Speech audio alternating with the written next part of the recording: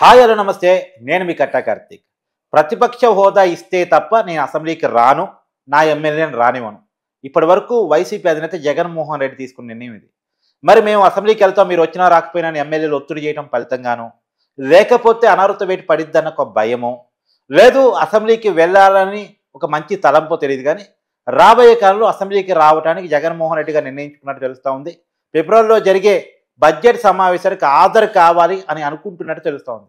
ఇంతకీ ఈ నిర్ణయం వెనకాల ఉన్న కారణం ఏంటో తెలుసుకునే ప్రయత్నం చేద్దాం. నాతో ఉన్నారు ప్రముఖ రాజకీయ విశ్లేషకుడు కొత్త రవీంద్రబాబు. సార్ నమస్కారం. నమస్తే కార్తీక్. సార్, జగన్మోహన్ రెడ్డి తన నిర్ణయాన్ని మార్చుకున్నాడు. గతంలో అసెంబ్లీకి రానివ్వను అన్నాడు వాళ్ళ ఎమ్మెల్యేలను కూడా. కానీ ఎమ్మెల్యేలు నువ్వు రాకపోయినా మేము పోతాం అన్న బెదిరింపు, అనర్హత వేటు పడిద్దన్న భయమో, కారణాలు ఏంటో తెలియదు. మరి అసెంబ్లీకి వస్తాను, అసలు బడ్జెట్ సమావేశాల్లో పాల్గొంటాను, మీరు కూడా రండి అని ఎమ్మెల్యేలు చెప్తున్నాడట.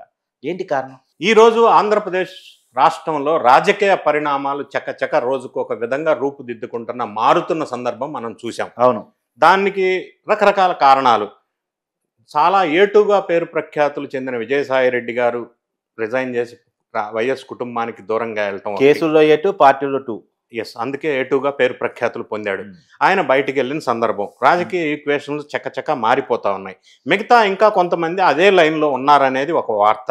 మీరే చెప్పారు, జనసేన ఎమ్మెల్యేలు జనసేనలోకి వైసీపీ ఎమ్మెల్యేలు వెళ్ళబోతున్నారు. అసెంబ్లీకి వెళ్ళనివ్వకపోతే ఇది ఒక ప్రెషర్ ఎమ్మెల్యేస్ దగ్గర నుంచి వస్తుంది.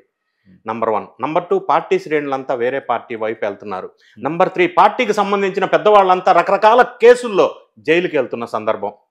ప్రజల్లో కొంత ఎన్డీఏ మీద మంచి ఫీల్ రావటం, వాళ్ళు చేస్తున్న డెవలప్మెంట్ యాక్టివిటీస్ వల్ల. ఇన్ని అంశాల నేపథ్యం ఒక సైడు. రెండో సైడు, ఆంధ్రప్రదేశ్ రాష్ట్రంలో జరుగుతున్న ఈ పరిణామాలన్నిటిని బట్టి జగన్ రెడ్డి గారు ఆంతరంగిక ఇన్పుట్స్ తీసుకోవడం వల్ల ప్రజలు మైండ్ సెట్ ఎలా ఉందని విశ్లేషణ చేసినప్పుడు ఆయనకు వచ్చిన ఫీడ్బ్యాక్ ఏంటంటే ప్రజల్లో నెగిటివిటీ ఈయన మీద పెరుగుతూ ఉంది.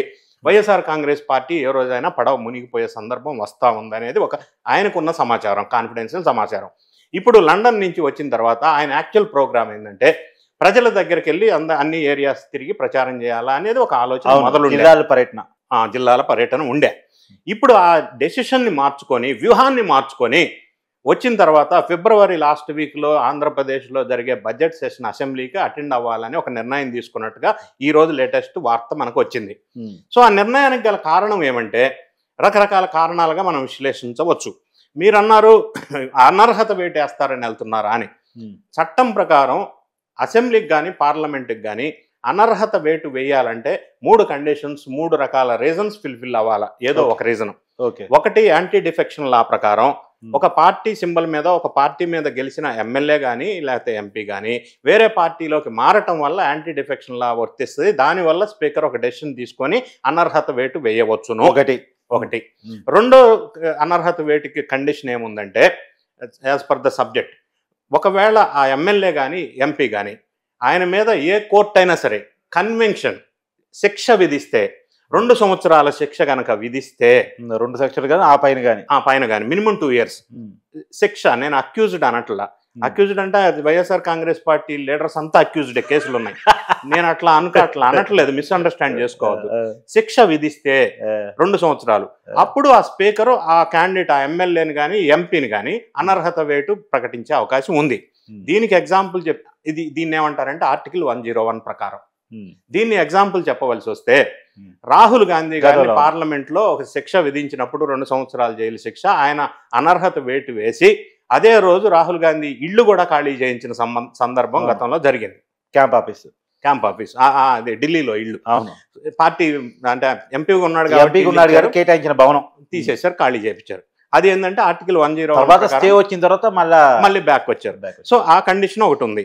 ఇక మూడో కండిషన్ ఏంటంటే ఏ ఎమ్మెల్యే అయినా ఎంపీ అయినా అసెంబ్లీ సెషన్కి ఫర్ ఎగ్జాంపుల్ కంటిన్యూస్గా 60 days వితౌట్ పర్మిషన్ ఆబ్సెంట్ అయితే ఆ ఎమ్మెల్యేని డిస్క్వాలిఫై చేసే అధికారం స్పీకర్కు ఉంది.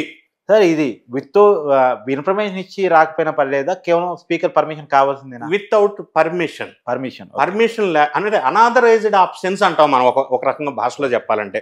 అంటే పర్మిషన్ లేకుండా 60 days కంటిన్యూస్గా ఆబ్సెంట్ అయితే అసెంబ్లీ సెషన్కి స్పీకర్ అనర్హత వేటే అవకాశం ఉంది. ఈ 3 కారణాల వల్ల ఇప్పుడు ఈ 3వ కారణం జగన్మోహన్ రెడ్డికి వర్తిస్తుందిగా. వర్తిస్తే నేను అదే మీతో ఆర్గ్యుమెంట్ పెడతాను. ఒకవేళ వర్తిస్తుంది అని మీరు అనుకుంటే, జగన్ రెడ్డి గారు లాస్ట్ మంత్లో లండన్ వెళ్ళక ముందు ప్రెస్ మీట్ పెట్టి ఇదే సందర్భం ఒక విలేకరులో అడిగితే, ఎవరు నన్ను డిస్క్వాలిఫై చేస్తారు, నా మీద అనర్హత వేట వేస్తారు, వేయండి చూద్దాం, ఎవడో వేసేది ఎట్లా వేస్తాడో నేను చూస్తా అని ప్రెస్లో మాట్లాడిన సందర్భం వీడియో క్లిప్పింగ్స్ ఇప్పుడు కూడా ఉన్నాయి, మీరు డిస్ప్లే చేయొచ్చు. ఎందుకు మరి ఆ మాట అన్నాడు? ఎందుకు అన్నాడు అంటే, క్రిమినల్ బ్రెయిన్స్ ఎప్పుడు కూడా మనలాగా ఆలోచన చేయవు, వాళ్ళ ఆలోచన విధానమే వేరుగా ఉంటుంది, ఆర్థిక నేరస్తులు కదా. ఆయన ఆ విధంగా ఎందుకు అనవలసి వచ్చిందంటే, నేను కూడా డేటా పరిశీలించాను.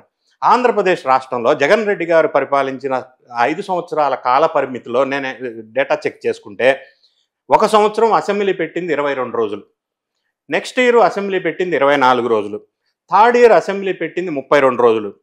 మరి 60 డేస్ అసెంబ్లీయే జరగనప్పుడు 60 డేస్ నేను ఆబ్సెంట్ అయ్యానన్న క్వశ్చన్ డజంట్ అరైజ్, ప్రశ్న ఉత్పన్నం కాదు కదా. అసెంబ్లీ జరగట్లేదు కంటిన్యూస్ 60 రోజులు, కాబట్టి నన్ను ఎవరు డిస్క్వాలిఫై చేస్తారని ఆయన ధైర్యంగా ప్రెస్ ముందు మాట్లాడటం జరిగింది. ఇక్కడ ఇంకొక అంశం, మనం ఇది other side of the coin మనం చూసినట్టయితే, సంవత్సరంలో 60 రోజులు అసెంబ్లీ జరిగితే 60 రోజులు వీళ్ళు వెళ్ళకపోతే డిస్క్వాలిఫై చేస్తారు. అంటే 1 సంవత్సరం 60 రోజులు లెక్కేసుకోవాలా? కానీ ఇందులో ఇంకొక క్లాస్ కూడా ఉంది, సబ్ క్లాస్. వీళ్ళు ఆంధ్రప్రదేశ్ గవర్నమెంట్ కానీ ఇటు తెలంగాణలో కేసీఆర్ కూడా అసెంబ్లీకి వెళ్ళని సంఘటన మనం చూసాం. 2 రాష్ట్రాల్లో సారూప్యత ఉంది ఆ విషయంలో. కానీ సపోజ్ కంటిన్యూస్ 3 ఇయర్స్లో 60 డేస్ కంటిన్యూస్ ఆబ్సెంట్ అయితే అప్పుడు కూడా డిస్క్వాలిఫై చేయడానికి స్పీకర్కి అధికారం ఉంది. ఓకే. సో ఇప్పుడు ఆంధ్రప్రదేశ్ గవర్నమెంట్ వాళ్ళు కనుక ఈ సంవత్సరం అసెంబ్లీ 65 డేస్ 70 డేస్ పెట్టి అందులో ఈయన కంటిన్యూ 60 డేస్ అనాథరైజ్డ్ ఆప్షన్స్ అయితే ఈయన డిస్క్వాలిఫై చేయడానికి స్పీకర్కి అధికారం ఉంది as per the act. Okay. ఇప్పుడు ఎన్ని రోజులు పెట్టున్నారు సార్? ఇప్పుడు ఇంకా ఇప్పుడే 7 మంత్సే కదా అయింది. అవును. సో ఇప్పుడు next session of assembly budget session February last week పెడుతున్నారు. అవును. సో వీళ్ళు డ్యూరేషన్ కనుక పెంచుకొని ఈయన కనుక అన్ని రోజులు ఆబ్సెంట్ అయితే ఆ విధమైన చర్య తీసుకునే అధికారం స్పీకర్కు ఉంది. అది పక్కన పెడితే, జగన్ రెడ్డి గారు ఎమ్మెల్యేల దగ్గర నుంచి వచ్చిన ప్రెషరు, పబ్లిక్లో అసెంబ్లీకి వెళ్లకుండా ఇంట్లో కూర్చొని ప్రెస్ దగ్గర మాట్లాడటం అనేది యాక్సెప్ట్ చేయలేకపోతున్నారు. నెగిటివ్ ఎక్కువ స్ప్రెడ్ అయిన సందర్భం. ఇది గ్రహించిన జగను అసెంబ్లీ సమావేశాలకు అటెండ్ అయ్యి బడ్జెట్ సమావేశాల్లో పాల్గొని తర్వాత జిల్లాల యాత్ర పెట్టుకుంటాను అని ఈరోజు డెసిషన్ తీసుకున్న వ్యూహాత్మకమైన నిర్ణయంగా మనం భావించవచ్చు. అంటే బడ్జెట్ సంక్షేమ పథకాలకు నిధులు కేటాయించిపోతే అక్కడ గోల చేసి జనంలోకి వెళ్ళాలని ఆలోచన. కానీ ఈయన మాట్లాడటానికి ఎన్డీఏ గవర్నమెంట్ మీద, బడ్జెట్ మీద, అసెంబ్లీలో ఫండ్స్ విషయంలో ఈయనకి అంత కంటెంట్ ఏమి ఇవ్వట్లే ఎన్డీఏ వాళ్ళు. ఎందుకంటే ఈయన చేసిన పని గతంలో గవర్నమెంట్, సెంట్రల్ గవర్నమెంట్లో నుంచి వచ్చిన స్కీమ్స్ కూడా మిస్యూటిలైజ్ చేసిన వ్యక్తి జగన్ రెడ్డి గారు. వాటికి ఇప్పటి వరకు కూడా యుటిలిటీ సర్టిఫికెట్స్ ఇవ్వని సందర్భం కూడా వెలుగులోకి వచ్చింది. ఎన్నో రకాల ఫండ్స్ సెంట్రల్లో నుంచి వచ్చి మిస్గైడ్ చేసి పక్కదారి మళ్లించిన సందర్భం కూడా ఇప్పుడు వెలుగులోకి వస్తూ ఉంది. ఈ విషయాలన్నీ ఈయన అసెంబ్లీలోకి వెళ్ళి ఒకవేళ ఎన్డీఏ గవర్నమెంట్ మీద వేరే రకంగా మాట్లాడితే ఎన్డీఏ గవర్నమెంట్ డేటాతో రెడీగా సిద్ధంగా ఉంది కౌంటర్ ఇవ్వడానికి. అది కూడా గడ్డు పరిస్థితి ఎదుర్కోవాల్సి ఉంటుంది. అసెంబ్లీలోకి వెళ్ళినా కూడా అంత ఈజీగా ఎన్డీఏ గవర్నమెంట్ని బ్లేమ్ చేసే ఛాన్సు, అవకాశం, అదృష్టం జగన్ రెడ్డి గారికి లేదు అని అనిపిస్తూ ఉంది మనకి. Thank you.